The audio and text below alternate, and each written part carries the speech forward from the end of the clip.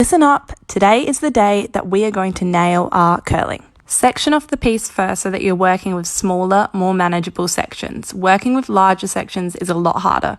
Starting on the left side of the face, we're going to be turning the straightener a half turn towards the right. Once you've got your half turn, you just want to be dragging the straightener down against the hair, making sure to be holding it quite tight. You also want to be holding the straightener on a downwards angle, almost towards the floor. Angling the straightener down like this creates really nice loose curls. If you want your curls to be curlier, hold it on a less downward angle.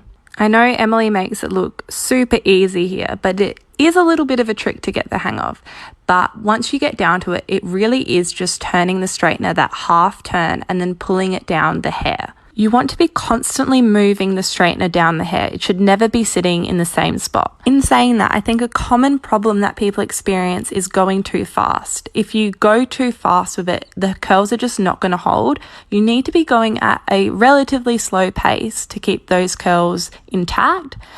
This is the pace that you want to be going at as shown right now in the video. It is a kind of tricky balance to get because you don't want to be going too fast and you don't want to be going too slow and therefore burning the hair.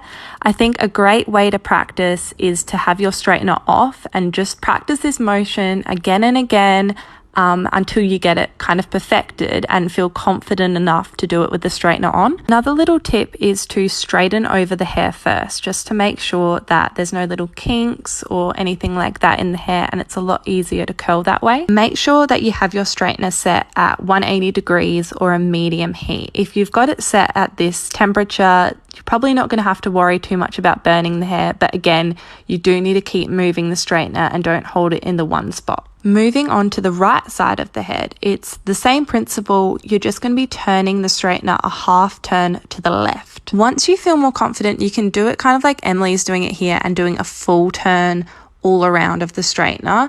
This does help the curl to look a little bit more natural, a little bit more full-bodied. You can also totally just do a half turn. It's easier and it provides nearly the same result. The full turn is really easy as well. All you have to do is continue that half turn so that you're turning the straightener all the way around. We like to start the curls on our piece a little bit higher up at the front because it creates a nice little face framing. And then towards the back, we'll start the curls a little bit lower. And what I mean by that is start your turn higher up on the piece towards the front and lower down on the piece towards the back. Another little tip is to start by doing smaller sections. The smaller the section, the easier it's going to be. This does usually create a more curly curl, which might not be the look you're going for, but the size that Emily's taking in this video is absolutely perfect for creating those loose waves. If your curls do end up too curly, it's totally fine and totally fixable. You just run the straightener over them to soften them out. These curls can hold for up to a month and you don't need to use any hairspray or anything like that. I do recommend using a salon grade heat protectant before you straighten or curl your piece. Okay,